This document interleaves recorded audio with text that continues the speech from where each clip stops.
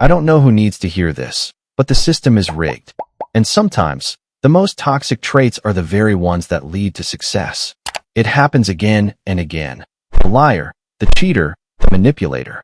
They're not just surviving, they're thriving, with fame, money, and power. Meanwhile, the kind and honest are left burnt out, broke, and wondering why the world feels so unfair. But here's the truth, it's no coincidence. There's a brutal logic behind why the worst often win in life. From the time we're kids, we're told the same story: be good, share, play nice, don't lie, don't cheat, don't be selfish, and in small circles like with friends, classmates, or family members that advice might actually work. Being kind builds trust, and trust builds relationships. If you're generous with your toys, your friends will like you back. If you're polite in class, teachers reward you, and so on. But here's the catch: when you scale up into bigger environments, business, politics, leadership, being too good without strategy can backfire. Imagine being a boss who only wants to be liked.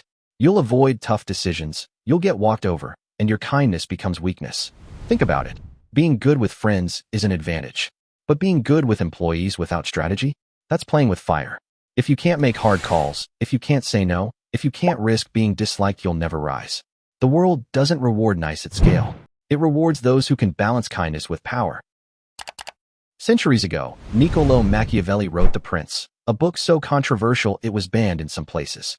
His message was simple but ruthless. It's better for a leader to be feared than loved if you can't be both. Why? Because fear creates control, while love is fragile. People's loyalty shifts, but fear keeps them in line. Machiavelli argued that morality is useful only when it serves power. If being good weakens you, then it's not truly good, it's foolish. This is the foundation of why toxic traits, manipulation, ruthlessness, ego can sometimes fuel success. Look at history. Dictators, ruthless CEOs, cunning politicians. They didn't rise by being the nicest in the room. They rose by being strategic, by bending rules, by using fear and charm in equal measure. Modern psychology has a name for this: the dark triad. It's made up of 3 traits. Machiavellianism is manipulation, strategy, and cunning. Narcissism is self-obsession, vanity, and hunger for admiration. Psychopathy lacks of empathy, fearlessness, and emotional detachment. These traits sound ugly, and they are. But in certain environments, they can be weapons. The ruthless negotiator who never backs down. The charming narcissist who commands attention. The fearless risk-taker who bets big when others hesitate. Think of Steve Jobs. Brilliant, visionary, but also famously ruthless with employees. Or politicians who rise not because they're the most moral, but because they're the most strategic. Or celebrities who thrive on narcissism, turning self-obsession into a brand. The dark triad explains why some of the worst people don't just survive, they dominate. But here's the twist: not all who play this game win. In fact, most don't. Our brains are biased. We notice the toxic people who succeed and forget the many who crash and burn. We remember the ruthless CEO who built an empire, but not the dozens who got fired for being impossible to work with. We remember the manipulative politician who rose to power, but not the ones who were exposed and disgraced. Why do so many fail? Because without guilt, there's no feedback loop. Guilt is like a warning system. It tells us when we've gone too far. Without it, you don't learn from mistakes. You keep pushing until you self-destruct. Think of scandals. Leaders who lied until they were caught. Celebrities who spiraled into addiction.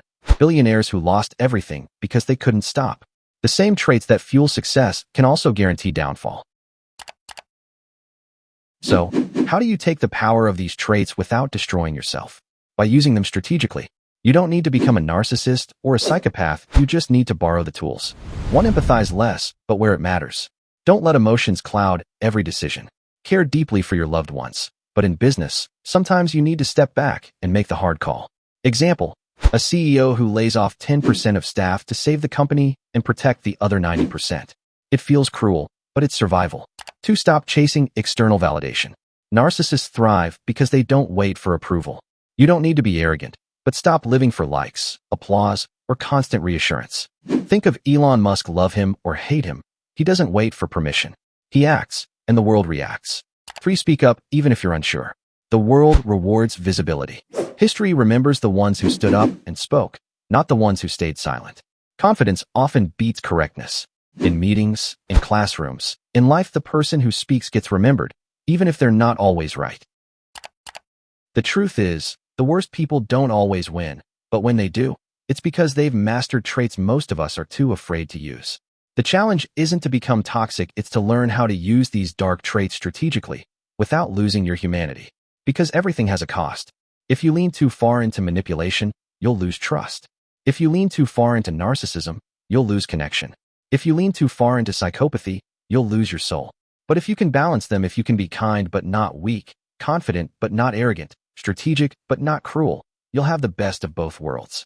The system may be rigged, but that doesn't mean you have to play dirty. It means you have to play smart. Learn from the dark triad.